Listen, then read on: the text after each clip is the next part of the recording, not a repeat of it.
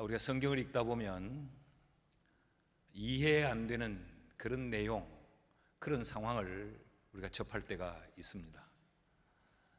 예를 들면 홍해 바다가 갈라지는 일이라든지, 또 해가 지지 않고 달이 멈추는 이런 일이라든지, 이런 기적적인 사건들을 우리가 대하게 되면 믿기는 하는데 이해는 잘 되지 않을 때가 많죠.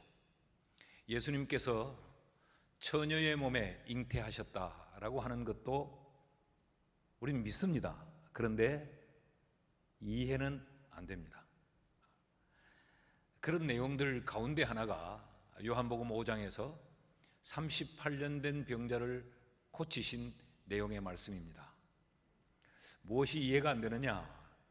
38년 된 그 병자 예수님은 충분히 고칠 수 있다, 여기에는 우리가 충분히 동의를 하는데, 그로 말미암아 발생된 사건들을 보면 이해가 안 돼요. 무슨 이야기인가 하면, 예수님께서 38년 동안 병에 묶여있던 자를 고치신 일, 그건 대단한 일입니다. 박수 쳐야 될 일이고 칭찬해야 될 일이고 모두가 기뻐해야 될 일인데, 그 일을 예수님께서 안식일에 행하셨다라고 하는 것 때문에 이제 문제가 일어나게 됩니다. 사실 요한복음 5장은 이 베데스다 연못가에 38년 된 병자를 고친 이 기록은 아주 짧은 부분이에요. 1절에서 9절까지의 내용입니다. 그런데 이로 말미암아 그 이후에 이어지는 5장 전체의 내용은 이것으로 인하여서 일어난 문제를 다루고 있는 내용입니다. 예수님이 안식일에 그를 자유케 해 주었다, 고쳐주셨다는 것 때문에 유대인들이 이제 문제를 제기하고 났습니다. 9절에서 10절 말씀을 보면, 그 사람이 곧 나아서 자리를 들고 걸어가니라. 이날은 안식일이니 유대인들이 병 나은 사람에게 이르되, 안식일인데 네가 자리를 들고 가는 것이 옳지 아니하니라. 여기 옳지 않다, 옳다라고 하는 이 표현은 아주 법적으로 선언을 하는 그런 표현이에요. 이것은 반드시 옳지 못한 일이다 라고 지금 유대인들이 문제를 제기합니다. 그러면서 이것 때문에 이제 예수님을 향한 집요한 추적이 시작이 되고 공격이 시작됩니다. 12절 말씀을 보면, 그들이 묻되, 그 병 나은 사람에게 묻습니다. 너에게 자리를 들고 걸어가라 한 사람, 너를 고쳐준 사람이 누구냐 하되, 이제 이 사람을 낫게 한 그 사람이 누구냐를 추적하기 시작해요. 그래서 결국 예수가 이를 낫게 했다는 사실을 알게 됩니다. 그러면서 16절 말씀에 보면, 그러므로 안식일에 이러한 일을 행하신다 하여 유대인들이 예수를 박해하게 된지라. 여러분 이해가 가십니까? 이런 병자를 고쳐줬는데 안식일에 그 일을 행했다고 해서 예수님을 핍박하고 공격하기 시작합니다. 여기서 한 걸음 더 나아가 아예 예수를 죽여 없애자라고 하는 살인 음모를 모의합니다. 18절 말씀을 보면, 유대인들이 이로 말미암아 더욱 예수를 죽이고자 하니, 이는 안식일을 범할 뿐만 아니라 하나님을 자기 친아버지라 하여 자기를 하나님과 동등으로 삼으심이러라. 그래서 예수를 죽이려고 합니다. 요한복음 5장에 38년 된 병자를 고친 이 사건으로 인하여서 전혀 다른 상황이 전개가 됩니다. 그 이후에 누가복음 6장 7절에 보면 이런 기록이 나타나요. 서기관과 바리새인들이, 이들은 모든 유대인들을 대표하는 유대인의 리더그룹이요, 기득권층입니다. 이들이 예수를 고발할 증거를 찾으려 하여, 이건 아예 우리끼리 이럴 게 아니고 법적인 문제를 삼아서 이들 법적으로 처벌해버리자라고 하면서 안식일에 병을 고치는가 엿보니, 여기 엿본다라고 하는 이 단어는 파라테레오라고 하는 말인데, 아주 악랄하고 불순한 동기를 가지고 추적하는 것입니다. 마가복음 14장 11절에는 이런 기록도 나타나요. 그들이 듣고 기뻐하여 돈을 주기로 약속하니 유다가, 가롯 유다가 예수를 어떻게 넘겨줄까 하고 그 기회를 찾더라. 여기 기회를 찾는다, 이 말은 예수 죽이려는 지금 찬스를 잡고 있다는 이야기지요. 여기 기회를 찾는다라고 하는 이 단어도 파라디도미라고 하는 단어인데, 이것도 아주 악랄하고 비열한 목적을 가지고 때를 노리는 그 행위를 이야기해요. 왜 이러는가? 왜 이러는가? 안식일에 예수님이 그 병자를 고쳐주셨다는 것 때문입니다. 안식일에 38년 된 병자를 치료해 줬다는 것 때문에, 이것 때문에 예수를 핍박할 뿐만 아니라 예수를 죽이자라고 돈 결의하는 자리에까지 이르게 된 것입니다. 자, 그런데 예수님도 이해 안 되는 행동을 하십니다. 17절 말씀을 보면 예수께서 그들에게 이르시되, 핍박하는 자들, 공격하는 자들, 자신을 죽이려고 하는 자들에게 이르시되, 내 아버지께서 이제까지 일하시니 나도 일한다 하시매. 예수님이 조금도 안식일에 자신이 하시는 이 일을 굽힐 생각이 없는 것이죠. 자기를 향한 박해가 자기의 숨통을 조여오는데 자신을 죽이려고 하는 이런 음모가 바닥에서 이루어지고 있다는 걸 모르실 리 없는 그 예수 그리스도께서, 아버지께서 일하시니 나도 일한다, 난 계속 일을 해야 되겠다 라고 말씀을 하시는 거죠. 그러면서 개의치 않고 예수님은 안식일에 이런 사역을 계속해 가십니다. 뒤 이어져 나오는 요한복음 9장 14절에도 보면 예수님께서 앞 못 보는 소경을 치료하세요. 예수께서 진흙을 이겨 그의 눈을 뜨게 하신 날은 안식일이니라. 그러니까 성경이 예수님이 이런 행하신 일을 안식일에 했다, 안식일에 했다, 지금 의도적으로 자꾸 안식일에 갖다 붙이는 거죠. 그날이 안식일이면 어떻고 안 안식일이면 어때요? 근데 성경은 안식일에 예수님이 이런 일을 하셨다라는 걸 의도적으로 드러내고, 예수님도 이런 사역을 안식일에 포기하지 않고 계속 하신단 말이죠. 여러분, 이런 상황이 이해가 되십니까? 유대인들을 보면 사람을 고쳤는데 왜 이러나? 사람을 살렸는데 38년이라는 세월을 병에 묶여 있었다면 그 사람의 인생이 사람 사는 인생이었겠어요? 그런 사람의 병을 고쳐주고 그 사람의 문제를 해결해 줬는데, 이게 왜 이 문제는 온데간데 없고 안식일에 이런 일을 행했다고 유대인들은 왜 이렇게 안식일에 목을 매는가? 예수님도 또 이해가 안 돼요. 그날만 일하는 날이 아니고 일주일이 7일씩 돌아가는데 그렇게 시끄러우면 이 한 날을 그저 쉬고 엿새 동안 하셔도 될 일인데 주님은 왜 그날도 여전히 그 사역을 계속 하실까? 여러분, 우리가 보편적인 생각, 우리가 보편적인 태도는, 이런 경우는 우리가 어떻게 말합니까?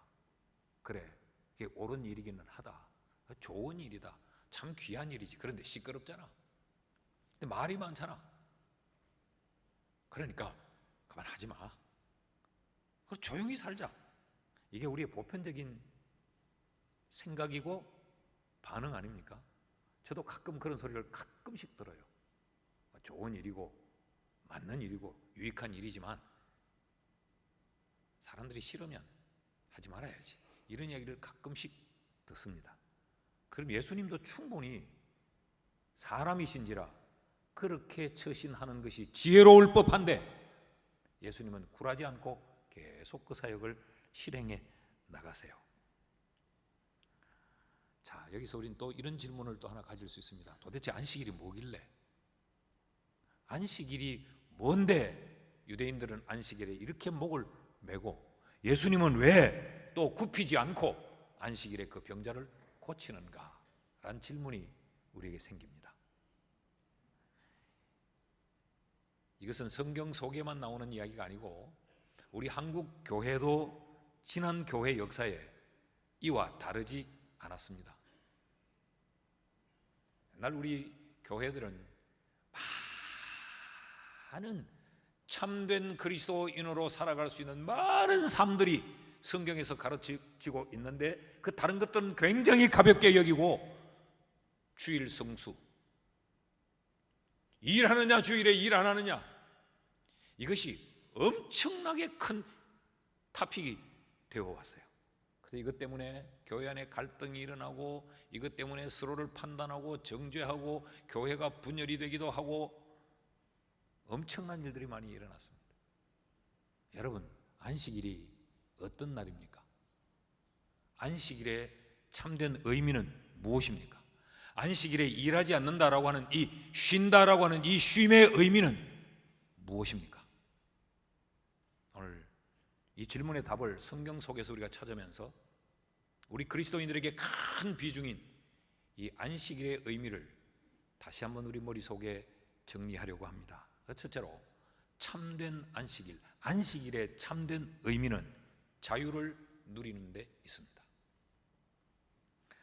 자, 38년 된 병자를 고친 것, 38년 된 병자가 예수님께 고침을 받고 자리를 들고 일어나 걸어간 것, 이것은 치유의 사건이기도 하지만 이것은 자유의 사건입니다. 예수님께서 38년이라고 하는 그 시간의 속박의 굴레를 풀어준 사건이요, 병에 묶여서 그 질병의 고통 속에 살았던 그 사람의 인생을 질병의 고통으로부터 자유하게 해준 사건이 바로 베데스다 목가에 38년 된 이 사건이에요. 그럼 예수님은 누구냐? 그에게 자유를 주신 분이에요. 시간의 굴레로부터 벗어나겠도록, 그 병의 속박으로부터 탈출할 수 있도록, 사람이지만 사람답지 못한 삶을 사는 그 고통의 시간에서 사람다운 삶을 살 수 있도록 자유를 허락해 준 것이 바로 이 베데스다 목가에 38년 된 병자를 고치신 이 사건이에요. 자, 그러나 병자를 고치신 것, 이것이 현상적이긴 하나 더 근본적으로는 이것보다 더 중요한 것은 예수님께서 그를 죄로부터 탈출시켜 자유케 해주신 사건입니다. 이 사람이 병을 고침받고 난 이후에 성전에 올라갑니다. 그 성전에 가셨던 예수님이 그를 만나 이렇게 말씀하십니다. 14절 말씀을 보면, 그 후에 예수께서 성전에서 그 사람을 만나 이르시되, 보라, 네가 나았으니 더 심한 것이 생기지 않게 다시는 죄를 범하지 말라. 이런 이야기죠. 이제 좋으니? 이제 살만해? 사는 것 같아? 그런데 기억해라, 다시 죄 지으면 안 돼. 그러면 더 심한, 이전보다 더 심한 상황이 될 수도 있어. 이 말 속에 뭐가 포함되어 있습니까? 현상적으로는 병을 고쳤지만 그 내면에 그 사람의 죄를 자유하게 해주시고 그 사람의 죄를 사해 주신, 그래서 죄로부터의 이 자유가 주어진 사건이 이 사건이라는 걸 지금 성경이 말하고 있는 겁니다. 그러니까 이 사건은 치유의 사건인데, 이 치유의 사건은 현상적으로 드러난 것이요, 본질적인 사건은 자유의 사건이에요. 그러니까 안식일에 예수님은 그에게 이런 자유함을 주므로 그로 하여금 명목상 안식일이 아니라 참된 안식을 그가 누릴 수 있도록 해 주셨다는 것이죠. 그런데 유대인들은 정반대입니다. 자, 38년의 병에 묶여있던 자가 이 질병에서 노임을 받았을 때 한번 생각을 해봐요. 얼마나 기뻤겠어요. 에? 그 자리를 들고 걸어간다라고 하는 것은 이제 그 삶을 완전히 청산한다는 이야기예요. 얼마나 기쁘고 얼마나 즐거웠겠어요. 그런데 이들은 그 사람의 기쁨, 그 사람의 즐거움, 그 사람의 자유, 여기는 전혀 관심이 없고 그 자유를 누리는 그 사람을 다시 속박합니다. 안식일이라고 하는 율법으로. 이게 너 옳은 줄 알아? 우리가 충분히 그림을 그려볼 수 있겠죠. 38년 동안 못 일어났는데 자기의 그 깔고 했던 그것들 참 끌어챙기고, 내가 그럴 수 있다니, 내가 그 다닐 수 있다니 하고 가는데, 너 이리 와봐, 이게 옳으냐? 찬물을 끼얹습니다. 자유를 속박하고 그의 자유를 다시 탈취하는, 이것이 유대인들의 안식일에 행한 일입니다. 자, 그럼 성경에서 안식일을 어떻게 다루었느냐, 구약을 좀 볼 필요가 있습니다. 성경에서 안식일에 대한 최초의 언급은 하나님께서 창조하셨던 창세기 2장에서 나타납니다. 창세기 2장 1절에서 2절 말씀을 보면 천지와 만물이 다 이루어지니라. 하나님이 그가 하시던 일을 일곱째 날에 마치시니 그가 하시던 모든 일을 그치고 일곱째 날에 안식하시니라. 그러니까 창조 때에 이 안식은 어떤 의미입니까? 완성하였기 때문에 쉬는 쉼입니다. 다시 말하면 더 일할 것이 없다는 겁니다. 다 했기 때문에, 그래서 쉰다라는 의미예요. 그 다음에 이어지는 2장 3절 말씀을 보면 하나님이 그 일곱째 날을 복되게 하사 거룩하게 하셨으니 이는 하나님이 그 창조하시며 만드신 모든 일을 마치고 그날에 안식하셨습니다. 그러니까 하나님이 창조를 다 완성하시고 내 계획대로, 내 원함대로, 내가 하고자 하는 대로 다 완성했다. 이제 더 할 일이 없다. 그러니까 하나님은 쉬셨던 거죠. 그러면서 이 날을 복되고 거룩한 날이다. 더 이상 인간이 무언가를 할 이유가 없는 날이기에 그것이 인간에게 복된 날이요, 하나님이 인간을 위하여 만들어 오셨던 것을 완성하고 쉬셨기에 그 날이 구별된 날이라는 거죠. 다른 날과 구별된 날이라. 그래서 거룩한 날이에요. 거룩하다고 하는 것은 구별되다, 그런 의미예요. 그래서 이 날은 복되고 거룩한 날이다 라고 지금 말씀을 하는 겁니다. 그러므로 창조에서 안식은 인간이 더 할 것이 없다. 하나님이 너희를 위하여서 다 예비하셨고 다 성취하셨다라는 의미가 안식의 의미요, 그러므로 쉬는 쉼의 의미를 지금 설명하고 있는 겁니다. 이것이 이제 출애굽기에 들어오면 계명화됩니다. 출애굽기 20장에 10계명이 언급되고 있는데 그 10계명에서 이렇게 이야기합니다. 8절 말씀을 보면 안식일을 기억하여 거룩하게 지키라. 이제 이걸 명령해요. 안식일은 반드시 지켜야 되는 계명이다. 어떻게? 거룩하게. 이 말은 안식일을 다른 엿새와 구별된 날로 떼서 인식하고 살아야 된다, 그런 이야기죠.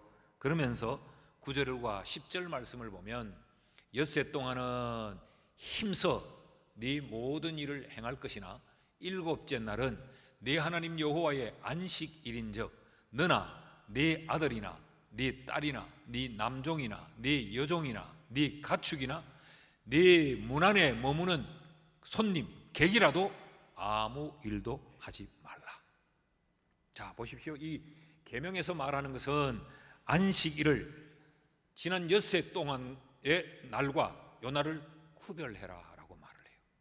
구별해라. 왜 구별하라고 말합니까? 이 날은 여호와의 안식일이기 때문에, 하나님이 안식하신 날이기 때문에, 하나님이 쉬신 날이기 때문에, 하나님이 쉬신 날이란 말은 하나님이 우리를 위하여 모든 것을 완성하신 날이기 때문에 그런 이야기입니다. 그래서 이 날은 쉬어야 된다. 인간은 그래서 더 할 일이 없다는 것. 그러니까 창세기 창조에서 말하는 쉼의 의미나 출애굽기에서 말씀하는 쉼의 의미는 꼭 같아요.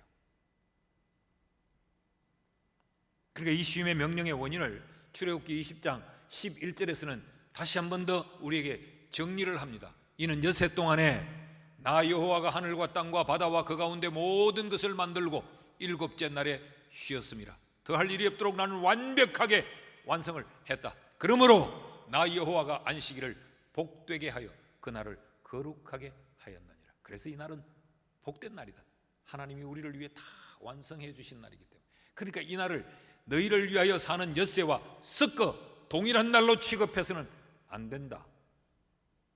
그런 의미로 지금 안식일을 지킬 것을 우리에게 명령하고 있습니다. 쉽게 정리를 하면, 그러므로 너희는 안식일을 세상의 날들로부터 자유하라, 그런 이야기입니다. 그 엿새 동안의 삶이 또 이래가 되도록 그렇게 사는 것이 아니고, 그 엿새 동안 살아온 삶에서 이 안식일은 너희가 이제 자유하라, 그런 이야기예요.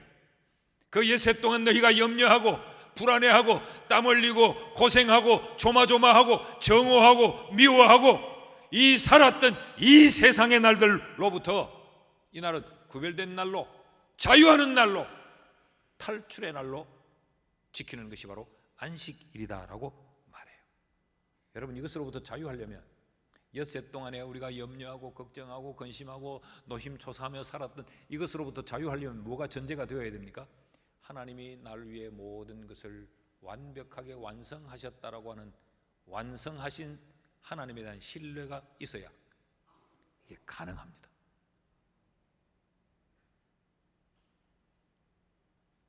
지금 내 삶에 일어나는 여러 우여곡절들이 있지만 하나님은 이미 나를 위해 계획하시고, 나를 위한 계획을 하나님은 이미 다 완성시키시고, 모든 것이 합력하여 우리에게 선이 되도록 하나님은 모든 것을 만들어 놓으셨다. 이 하나님에 대한 신뢰가 있으면 여러분, 우리가 이 안식일에 엿새로부터 자유할 수 있는 겁니다. 그래서 예수님이 안식일에 대하여 어떻게 가르치시느냐, 마가복음 2장 27절과 28절을 보면 또 이르시되 안식일이 사람을 위하여 있는 것이요. 여러분, 이게 이해가 잘 됩니까?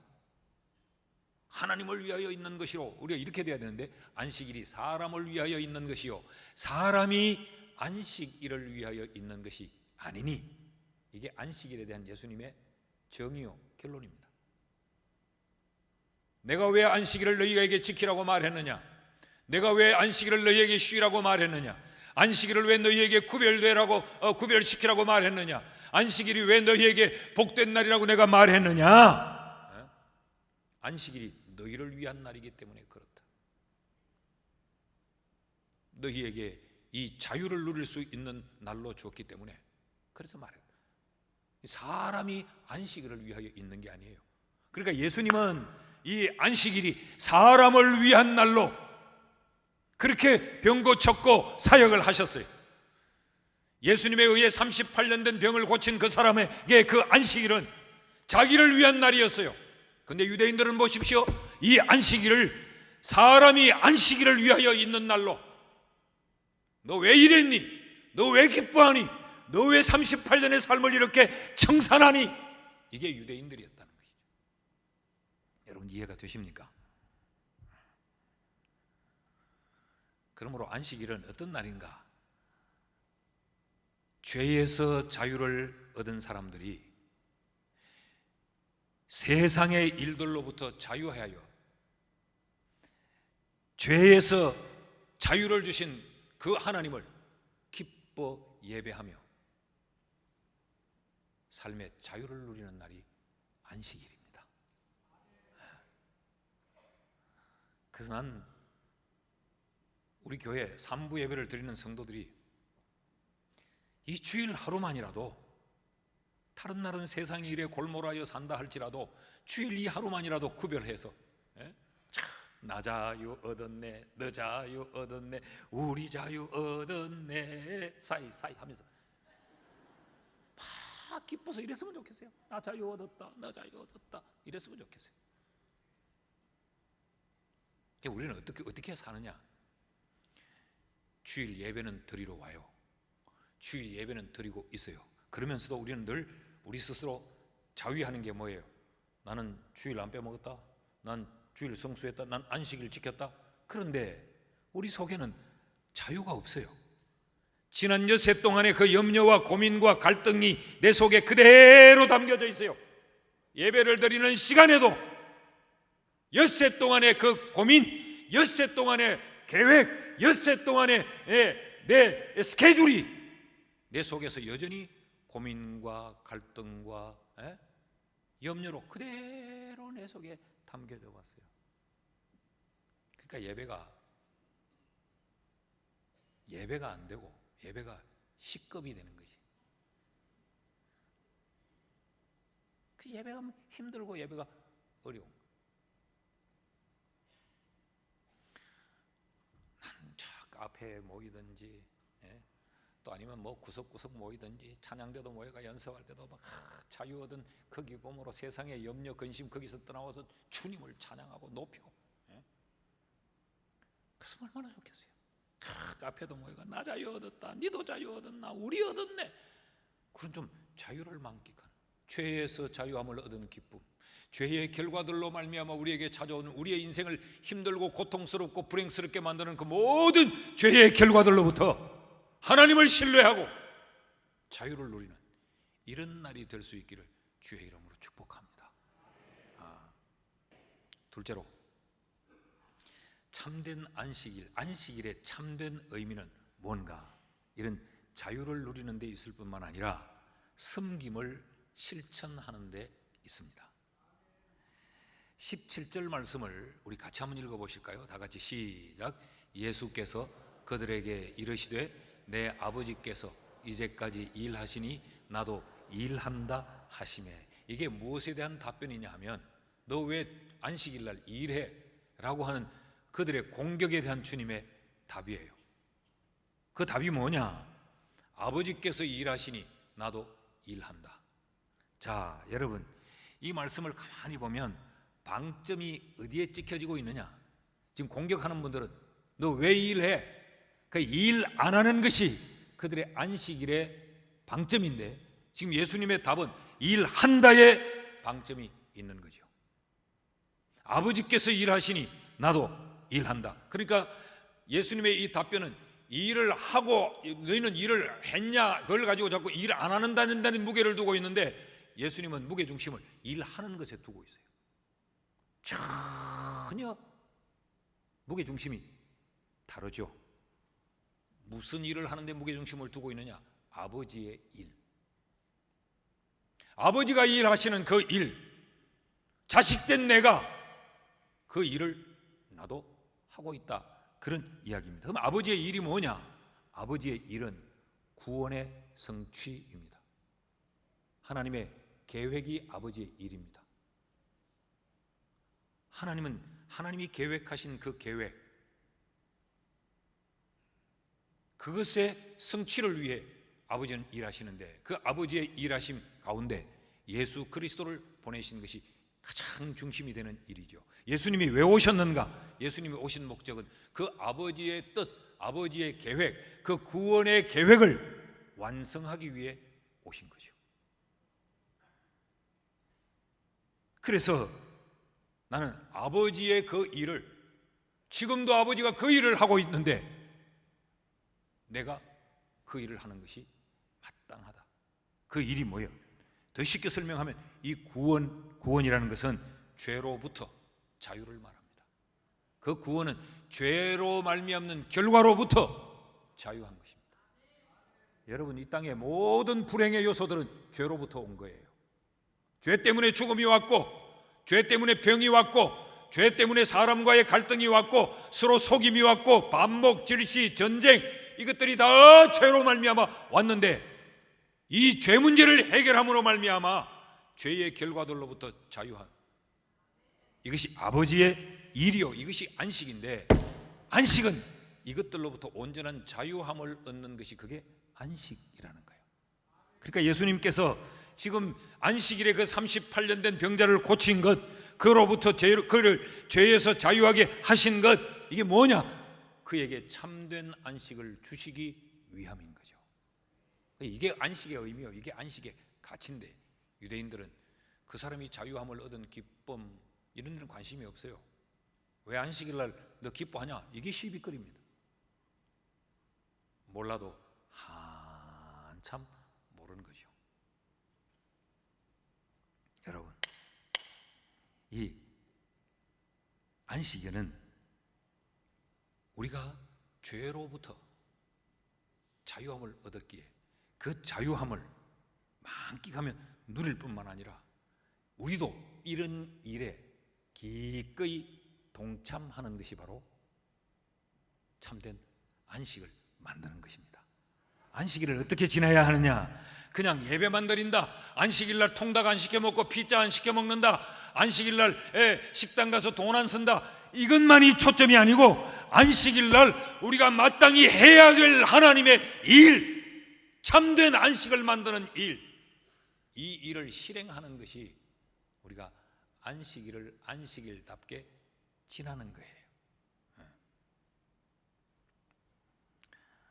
그 예수님이 안식일에 하신 이 사역은 참된 안식을 만드는 당연한 일이었습니다.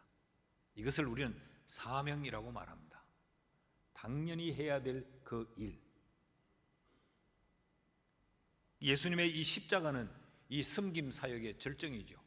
예수님의 십자가는 사명의 완성이죠. 그러므로 여러분, 안식일에는 하나님의 계획, 하나님의 뜻, 하나님이 원하시는 일에 우리가 헌신하고 우리가 동력하고 우리가 참여해서 우리가 안식을 만들고 안식을 누리는 것입니다. 믿습니까? 네. 그러니까 왜 복되다고 했느냐? 안식일, 하나님의 일에 동력하는 것이기 때문에 복이 되는 겁니다. 안식일이 왜 복되냐? 그 누군가에게 나도 안식을 만들어 줄 수 있는 날이기에 우리는 복된 날이에요. 안식일이 왜 거룩하고 구별된 날이냐? 세상에서 가장 필요한 안식을 만들고 안식을 누리는 날이기에 이 날이 구별된 날이고 이 날이 거룩한 날이라는 겁니다. 여러분, 예배하는 것에서만 머물지 말고 하나님의 뜻을 이루는 일에 우리 함께 동참하고 동력할 수 있기를 축복합니다. 우리 모두가 주의 사역에 기꺼이 동력하고 동침하는 이런 섬김의 실천자들이 우리 모두가 될 수 있기를 주의 이름으로 축원합니다. 셋째로, 안식일의 참된 의미는 뭘까? 자유요, 섬김이요, 또 하나 연합을 이루는 데 있습니다. 17절 말씀을 제가 다시 한번 읽습니다. 보십시오. 예수께서 그들에게 이르시되 내 아버지께서 이제까지 일하시니 나도 일한다 하시매. 지금 왜 일하느냐고 공격을 받고 있는데 이 말씀을 하세요. 이 말씀을 하심으로 인해서 이들이 더 분노하고 예수를 죽이려고 길길이 날뜁니다. 이걸 모르실 리 없는 예수님께서 이 말씀을 하세요. 이 말씀에 뭘 강조하고 있느냐? 아버지께서 일하시니 나도 일한다. 이 말씀은 하나님이 나의 아버지요 내가 그의 아들이다. 하나님과 예수님이 이 관계의 연합을 지금 설명하고 있는 거죠. 관계의 연합을 지금 설명할 뿐만 아니라 또 하나, 아버지의 일이니까 나도 그 일을 한다. 이 사역의 연합을 지금 설명하고 있는 겁니다. 그러니까 이 17절은 연합의 의미를 우리에게 가르치고 있는 거죠. 지금 이들이 네가 뭔데? 왜 율법을 어겨가며 주일날 이런 일을 해? 안식일날 왜 이래? 네가 범해? 네가 뭔데? 이게 이제 공격이었어요. 그때 예수님이 아버지와 나, 우린 가족이야. 이건 굉장히 폭탄 같은 선언이에요. 아버지의 일이니까 그 일이 내 일이야 라고 사역의 이 연합을 지금 설명하고 있는 것이죠. 19절 하반절에도 보면 이런 기록이 있습니다. 아들이 아버지께서 하시는 일을 보지 않고는 아무것도 스스로 할 수 없나니 아버지께서 행하시는 그것을 아들도 그와 같이 행하느니라. 그러니까 38년 된 이 병자를 내가 고친 것, 이게 뭘 위한 일이었느냐? 연합을 위한 일이었다라는 말씀이죠. 어떤 연합을? 14절 말씀을 다시 보면 그 후에 예수께서 성전에서 그 사람을 만나 이르시되, 여러분 38년 된 병자는 원래 성전 사람이 아니었어요. 그 사람은 베데스다 목가의 행각의 사람이었습니다. 절기를 맞아서 모든 사람들이 예루살렘으로 몰려와 성전의 제사를 지내기 위해 양문에서 양문을 통과하여 거기서 제물을 마련하고 성전의 사람들로 살아갈 때, 이때 38년 된 병자는 그 성전과 전혀 상관없이 각색 병자들과 어울려 베데스다 목가에서 행각에 누워 병고침을 기다리는 행각의 사람, 베데스다의 사람이었습니다. 그런데 예수님께서 그의 병을 치료해 주시자 이는 지금 성전에 올라가 성전의 사람이 되어 있습니다. 다시 말하면 예수님의 이 사역이 이 38년 된 병자와 성전의 연합을 만들어 준 겁니다. 성전과 연합되었다는 이야기는 그 성전에서 하나님을 제사하는 그 공동체, 그들과 연합되었다라는 이야기예요. 원래 이 사람은 이방인이었어요. 이 사람은 원래 아웃사이드의 인생이었어요. 그런데 예수님이 그를 고쳐주자 성전에 들어가 성전의 사람들과 함께 어울리며 그 성전에서 하나님을 경배하고 있습니다. 자, 성전과 연합되었다. 이것은 공동체와, 쉽게 설명해서 교회와 연합되었다. 하나님의 사람들과 연합되었다는 의미예요. 하나님의 사람들과 연합되었다고 하는 이 의미는 하나님과 연합되었다는 이야기입니다. 예수님의 사역은 연합을 위한 사역이었어요. 이것이 안식이라는 이야기입니다. 안식은 뭐냐? 안식은 성전 밖에서 떠돌던 자, 하나님의 백성들 이 공동체 밖에서 떠돌던 자, 하나님과의 관계가 없이 하나님 밖에서 떠돌던 자가 하나님과 연합하는 것, 그것이 안식이라는 거예요.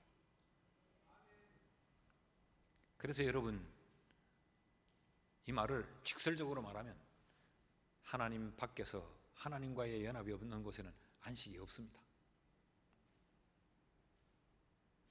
예수님께서 마태복음 11장 28절에 이렇게 말씀하세요. 수고하고 무거운 짐진 자들아 다 내게로 오라. 내가 너희를 쉬게 하리라. 여러분, 이 말씀은 수고하고 무거운 짐진 자, 이 누구예요? 안식이 없는 자들이죠. 안식을 모르는 자들, 안식과 거리가 먼 자들이, 수고하고 무거운 자들, 안식을 모르는 자들, 안식이 없는 자들아 내게로 오라. 내게로 오라는 말은 무슨 말이에요? 나와 연합하자, 그런 얘기. 예수님과 연합하면 어떻게 돼요? 내가 쉬게 하리라. 그때 안식이 주어진다는 겁니다. 그때 쉼이 경험되어진다는 거죠. 그 안식은 뭐냐? 하나님과의 연합이요. 안식은 교회와의 연합입니다. 이것밖에는 연합이 없다는 것입니다. 그러니까 쉼은 연합에서 얻어지는 겁니다. 잘 이해가 되시는지 모르겠어요.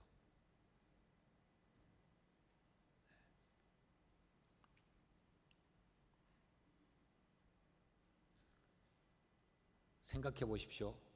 우리는 사람의 품에서도 굉장히 평안을 느끼고 만족을 느끼고 황홀함을 느껴요. 그래서 연인들이 그 연인의 품에 안기고 그 연인의 품 안에서 연합이 되면 행복해 하잖아요. 그 사람의 품 안에서. 저는 제가 어린 시절 쭉 자라오면서 부모에게 안겨본 기억이 별로 없는 것 같아요. 그리고 우리 어머니 아버지가 나를 이렇게 따뜻하게 안아준 그런 기억이 별로 없어요. 뭐 이렇게 같이 가다가 갑자기 화들짝 놀래가 응급결에 안긴 거 말고, 가다가 옆집에 개가 확 뛰어나가 막 해가지고 안기고 이거 말고, 정말 나의 어떤 평안, 만족, 기쁨, 쉼, 이런 걸 위해서, 위로, 이런 걸 위해서 우리 부모가 나를 따뜻하게 이렇게 안아준 게 있으시겠지만은 내 기억에는 없고, 나도 그걸 위해 아버지 좀 안아주세요. 이 벌써 어색하죠? 아버지 좀 안아주세요가. 엄마 나 한 번만 안아줘. 이런 경험이 별로 없는 것 같은데, 아마 그 시대적인 상황이 다 먹고 사는데 바쁘고 뭐 그러니까 그랬지 않겠어요? 요즘 애들은 그런 표현을 잘 쓰는 것 같아요. 우리가 하나님의 품 안에, 우리가 하나님께 연합되면 세상이 줄 수 없는 위로와 안식이 경험됩니다. 안식은 뭐냐? 하나님의 품 안에서 우리가 온전히 연합되는 거예요. 할렐루야. 근데 우리는 어떻게 해요? 자꾸 뻗대고 하나님의 품을 벗어나려고 하는 거죠. 하나님 앞에 안기는 게 싫은 거죠. 어떻게 해요? 이 안식일마저도 엿새의 세상 일로 자꾸 뛰어나가려고 하는 거죠. 이날마저도 세상의 일로 뛰어나가며 하나님의 품을 벗어나야 내 삶이 행복할 줄로 생각하는 이 어리석음이 우리에게 있는 거예요. 말씀을 맺습니다. 난 우리 교회가 안식일의 교회가 됐으면 좋겠어요. 늘 하나님과 연합하는 교회, 그 늘 하나님의 일과 연합하는 교회. 오늘 3부 예배니까 시간에 제한도 없으니까 하나 더 이야기하려고 합니다. 저희 교회 제가 저희 교회 1세대 교인들이라고 부르는 분들은 저희 교회 지금 나이로는 다 70, 80이 넘은 분들을 저는 내가 이 교회에서 목회하면서 1세대 교인들이라고 불러요. 물론 이 교회 역사에 1세대 교인들이야 맞게 지금 100년으로 거슬러 올라가야 되겠지만 제게는 그분들이 1세대 교인들이에요. 다 지금 70 후반 80이 넘은 이런 분들이, 그분들이 제가 이 교회에 처음 부임했을 때 몇 살이었느냐? 다 40대 후반, 좀 많은 사람 50대 초반. 그러니까 아주 교회 일을 앞장서서 다 감당하던 그런 분들이에요. 그때 제 나이는 40이 안 됐을 때입니다. 그러니까 얼마나 펄떡거리면서 일을 했겠어요. 지금도 이렇게 펄떡거려야 되는데 낮도 밤도 없이 그저 교인들 불러 모아가지고 계속 그 일을 했어요.